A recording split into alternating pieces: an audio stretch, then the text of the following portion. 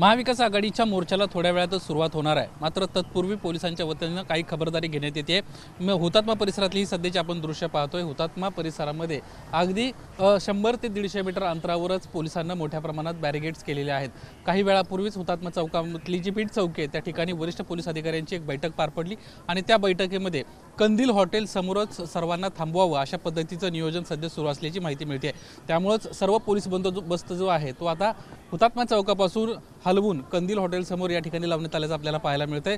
सर्व स्थानिक पोलीस प्रशासन वरिष्ठ अधिकारी या ठिकाणी आहेत। राज्य राखीव पोलीस दलाची तुकडी देखील या ठिकाणी दाखल करण्यात आलेली आहे आणि त्यांच्या माध्यमातून याच ठिकाणी आंदोलकांना अडवण्याचा प्रयत्न होईल अशा पद्धतीची माहिती मिळते आहे। त्यामुळेच सध्या हुतात्मा परिसरातली सर्व जी पोलीस आहेत ते आता हळूहळू कंदील हॉटेलच्या दिशेने सरकायला सुरुवात झाल्याचं आपल्याला पाहायला मिळतंय। हे सर्व स्थानिक पोलीस आहेत जे मगाशी काही वेळापूर्वीच हुतात्मा चौकामध्ये होते त्या ठिकाणाहूनच आता ही सर्व मंडळी जी आहे ती कंदील हॉटेलच्या दिशेने म्हणजे अगदी 150 ते 200 मीटर अंतरावरच ही सर्व मंडळी या ठिकाणी आपल्याला थांबताना पाहायला मिळते।